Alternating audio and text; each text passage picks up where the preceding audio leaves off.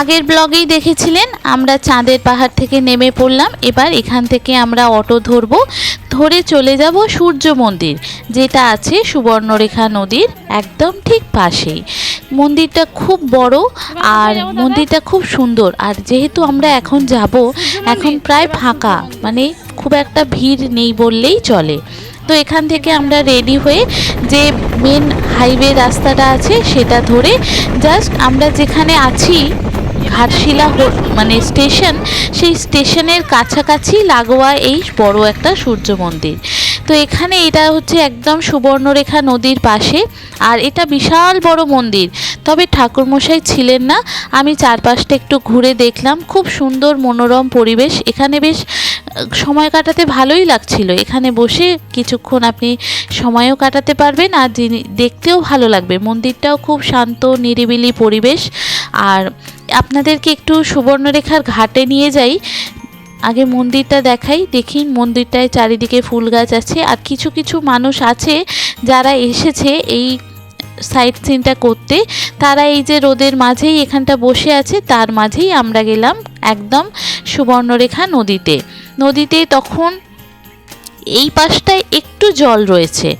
আর আমরা যে প্রথমে যে সুবর্ণরেখাটা গিয়েছিলাম যেখানটা, সেখানে জল খুব একটা ছিল না বললেই চলে।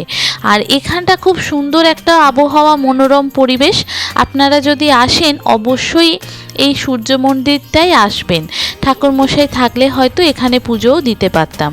তো এখানে কেউ ছিল না সেইভাবে, তো আমরা জাস্ট এখানে ঘুরে একটু ছবি তুলে একটুক্ষণ সময় কাটিয়ে তারপর চলে গেলাম। এখানে সুবর্ণরেখা নদীটা এত ভালো লাগবে আপনার। আগে যে আমরা যে গিয়েছিলাম সেখানে সুবর্ণরেখা নদীটায় পুরো পাথর ছিল, জল নেই বললেই চলে। আর এইখানটায় জলটা বেশ কিছুটা আছে, আপনি এখানে পাও ডোবাতে পারবেন। আর অনেকে নদীর ওই পারে কিছু অনুষ্ঠান আচার বিধি হচ্ছে, অনেক মানুষের সমাগম হয়েছে দেখতে পেলাম। তো এই হচ্ছে সুবর্ণরেখা নদী, যার পাশে একটা বড় সূর্য মন্দির, এই নামকরা ঘাটশিলা সূর্য মন্দির। দেখুন এখানে এই যে বোট আছে, অনেক সময় এই বোটে করেই হয়তো এপার ওপার করা হয় যারা এখানে কাজকর্ম করেন। আর এই নদী থেকে জল তোলাও হচ্ছে, মানে একটা পাইপও আছে দেখলাম, পাইপ বেয়ে জল ওঠা হচ্ছে। কোথায় জলটা যাচ্ছে ঠিক বলতে পারবো না, তবে খুব ভালো লাগছে জিনিসটা। আমার এত ভালো লাগলো এই জায়গাটায়, মনোরম দৃশ্য। মেয়েকে এবার এখান থেকে নিয়ে গেলাম, নিয়ে গিয়ে মন্দিরে একটু ঘুরে দেখালাম, তারপরে আসছি।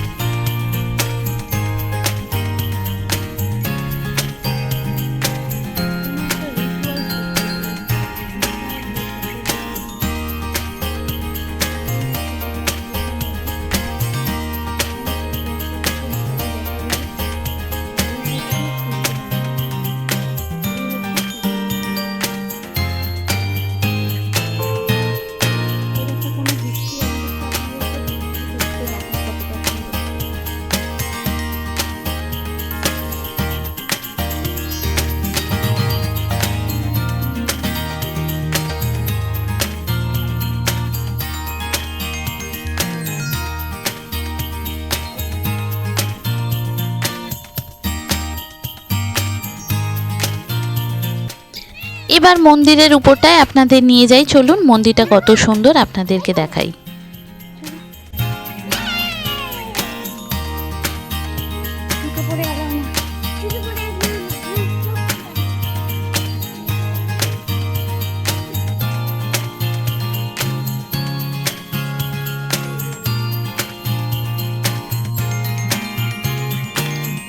এই হচ্ছে মন্দির, আর এই হচ্ছে মন্দিরের ভিতর সূর্য দেবতার একটা মূর্তি।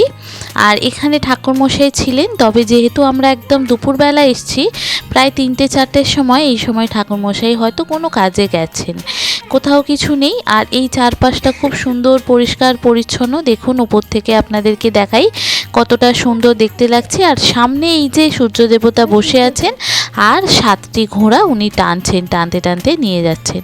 খুব সুন্দর দৃশ্য আর খুব সুন্দর একটা পরিবেশ। খুব ভালো লাগছে এখানটা আসতে।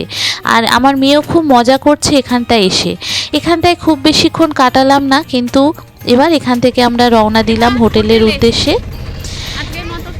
এবার হোটেলে পৌঁছাতেই প্রচণ্ড বৃষ্টি, মানে এখানের এটা হচ্ছে রোজের ওয়েদার, যে হোটেলে পৌঁছালেই মোটামুটি আপনি বিকাল হলেই বৃষ্টি। দেখুন জাস্ট হোটেলে পৌঁছেছি আর বৃষ্টি আরম্ভ হয়ে গেছে। আমরা যে এখান থেকে জাস্ট আমাদের রুমে যাব সেখানেও আমরা যেতে পারছি না, মানে এত মুষলধারে বৃষ্টি হচ্ছে। আর এই বৃষ্টিটা আপনাদেরকে পাশের একটা ছাদে উঠে দেখাই, দেখুন কতটা বৃষ্টি হচ্ছে মুষলধারে। এটা সন্ধে অবধি হবে, যদি বিকালে থামে তবেই বিকালে বাইরে খাবার কিনতে যাব, আর যদি না থামে তাহলে অগত্যা হোটেলেই বলে দেব রাতের খাবারের জন্য। তবে হোটেলের যে রাঁধুনি যিনি দাদা ছিলেন তিনি বললেন যে এটা এরকমই প্রতিদিনই প্রায় বিকালের দিকে বৃষ্টি হচ্ছে আর রাত্রিবেলা মোটামুটি থেমে যায়। তবে বিকালের পর যদি দোকানপাট খোলা না থাকে তাহলে দেখা যাক ব্যবস্থা করে। এবার রাতে কোনো রকমে খেয়ে দিয়ে উঠে পরের দিন সকালবেলাটা আপনাদেরকে দেখাই, যে ছাদে আপনাদের আগের দিন রাতে বৃষ্টি হয়েছিল দেখালাম, পরের দিনকে দেখুন কত সুন্দর ফুল ফুটেছে আর কত সুন্দর রোদ উঠেছে। আজ আমি প্রায় ভোরবেলা যেহেতু উঠি, আমার ভোরবেলা ওঠা অভ্যাস। এখানে দেখুন এই যে পালং শাক, তারপরে ঢ্যাঁড়স, পালং শাকের শীষ পালং হয়ে গেছে, তারপরে এই যে পুদিনা গাছ, তারপরে আদা পর্যন্ত হয়েছে।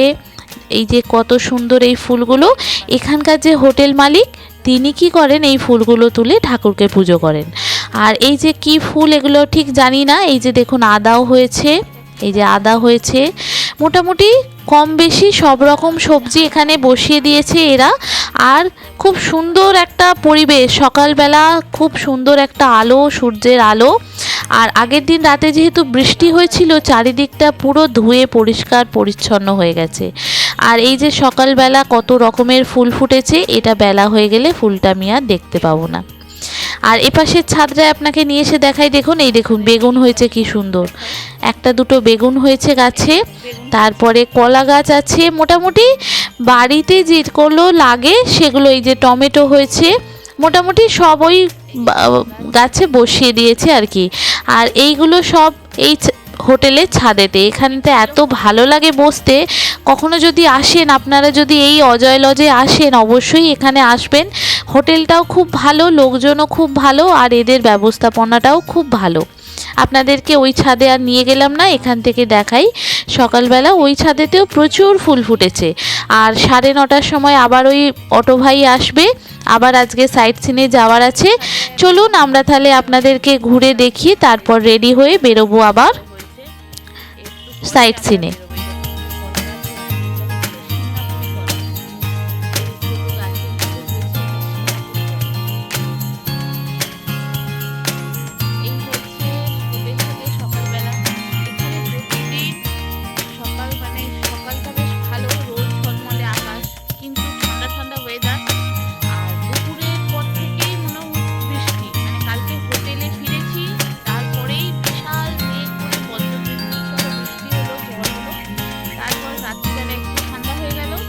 হোটেলের যে রাঁধুনির দাদা আছেন তিনি দেখলাম উঠে পড়েছে, তো তাকে বলে দিলাম যে আমাদের হোটেলে ব্রেকফাস্ট পাঠিয়ে দিতে, একটু ব্রেড অমলেট, তারপরে একটু চা বিস্কিট।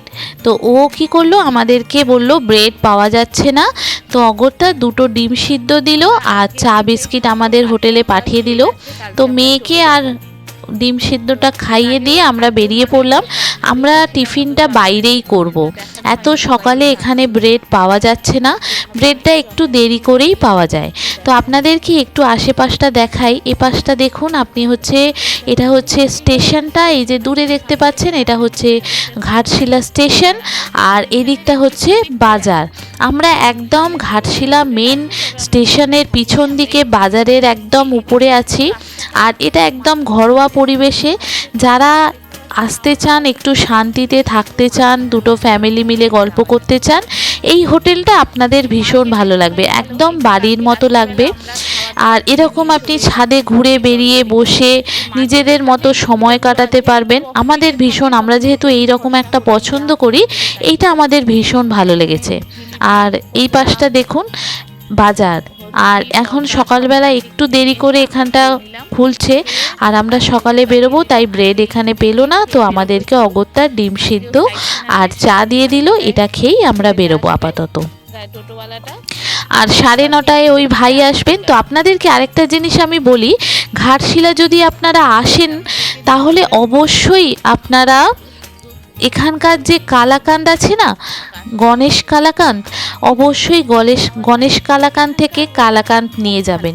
যদি দুদিনের জন্য আসেন, দুদিনের মানে আপনার প্রথম দিন অর্ডার দিতে হয়, মানে যেদিন আপনি অর্ডার দেবেন তার পরের দিন পাবেন, আপনি সঙ্গে সঙ্গে পাবেন না, মানে এতটাই ভিড় হয়। তো এটা আমরা কোনো একজনের ব্লগে দেখেছিলাম যে তারা বলেছিল গণেশ কালাকাঁদ। তো আমরা আজকে ইচ্ছা আছে, যেহেতু আমরা কালকে বেরোবো, আজকে গণেশ কালাকাঁদে অর্ডারটা দিয়ে দেব কালাকাঁদ মিষ্টির। আর কালকে যখন আমরা ফিরবো তখন মিষ্টিটা নিয়েই কলকাতায় ফিরবো। তো এখানকার এই প্রসিদ্ধ মিষ্টিটা না টেস্ট করলেই নয়, অনেকের না মুখে শুনেছি, তবে আজকে দেখব। চা বিস্কিট খেয়ে, ব্রেড খেয়ে আপনাদেরকে লিস্টটাও একটু হোটেলের দেখিয়ে দিই। এই দেখুন, এটা হচ্ছে হোটেলের খাবারের লিস্ট, কত টাকা করে রয়েছে, কত দাম রয়েছে, সব রকমই পাওয়া যায়, তবে আগে থেকে বলতে হয়। বললে ওই যে রাঁধুনি দাদাটা আছেন, ওনার খাবার দাবারও খুব ভালো বানায়।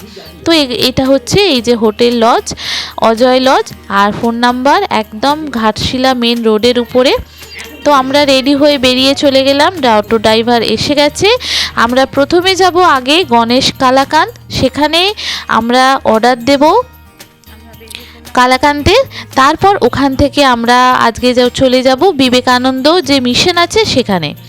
সবটাই আপনাদের সঙ্গে শেয়ার করব। কেমন লাগছে আমার এই আজকের ভিডিওটি অবশ্যই কমেন্ট করে জানাবেন, ভালো লাগলে একটা লাইক ও শেয়ার করে দেবেন। আর নতুন যারা দেখছেন অবশ্যই চ্যানেলটিকে সাবস্ক্রাইব ও ফলো করে পাশে থাকবেন। এই যে গণেশ কালাকাঁদ চলে এসেছি, এখানে আপনাদেরকে ফোন নাম্বারটা এখানে দেওয়া রয়েছে, এখানে ফোন করবেন। এদেরকে আগের দিনকে অর্ডার দিলে তবে পরের দিন আপনারা মিষ্টি পাবেন, তার আগে পাবেন না। তাই আপনারা চেষ্টা করবেন আগের দিন, যেদিনকে আপনারা আসবেন আগের দিনকেই আপনারা এইখানে অর্ডার দিয়ে দিতে, যদি আপনারা মিষ্টি নিতে চান। এখানে অনেকেই এসছেন, কেউ 250, কেউ 500 গ্রাম করে মিষ্টি নিচ্ছে। তো আমরাও মোটামুটি 500-র মতো মিষ্টি অর্ডার করে দিলাম, কিছুটা টাকা অ্যাডভান্স করে দিলাম 100-র মতো। পরের দিনকে আমরা এখান থেকে নিয়ে তারপরে কলকাতার উদ্দেশ্যে রওনা দেব। খুব সুন্দর এই মিষ্টির দোকানটা, খুব পুরানো, মানে এটা একটা নামকরা মিষ্টি। অনেকেই আছেন যারা জানেন না, তারা এইখানে অবশ্যই একবার আসবেন। 500 টাকা কেজি। আর ফোন নাম্বারটা এই যে দোকানে দেওয়া রয়েছে, এই ফোন নাম্বারে ফোন করে কালাকাঁদ অবশ্যই খেয়ে দেখবেন, স্বাদ মুখে লেগে থাকবে। তো এখানে অর্ডার দিয়ে আমরা চলে গেলাম এই যে বিবেকানন্দের একটা আশ্রম, বিবেকানন্দ মঠ, রামকৃষ্ণ মঠ। এখানে সবটা ঘুরে দেখলাম, পুরোটাই বেলুড় মঠের মতো। যেহেতু আমরা বেলুড় মঠে যাই, খুব একটা আমাদের আহামরি কিছু লাগলো না। এখানে দেখে তারপরে আমরা রওনা দেব। এই যে দেখুন, এটা হচ্ছে মেন মন্দির। তারপরে এখানে প্রার্থনা কক্ষ আছে, এখানে লাইব্রেরি আছে, এখানে ফুল গাছ তোলা, ফুল তোলা বারণ, মানে মোটামুটি আপনি যা যা চান। অ্যাম্বুলেন্স আছে, মানে এখানে ডাক্তার বসেন, সমস্ত কিছুটাই আছে। সবটা ঘুরে দেখলাম, খুবই ভালো লাগলো। নতুন কিছু নেই। এখানে প্রার্থনা কক্ষ আছে, আপনি এখানে বসে দুদণ্ড প্রার্থনাও করতে পারবেন। সবটা দেখে আমরা রওনা দিলাম। এরপর চলে যাব আমরা অন্য একটা ডেস্টিনেশনে। কেমন লাগছে অবশ্যই কমেন্ট করে জানাবেন, ভালো লাগলে লাইক শেয়ার করে দেবেন। সুপর্ণা বং ইন্ডিয়ার সাথে থাকবেন, পাশে থাকবেন।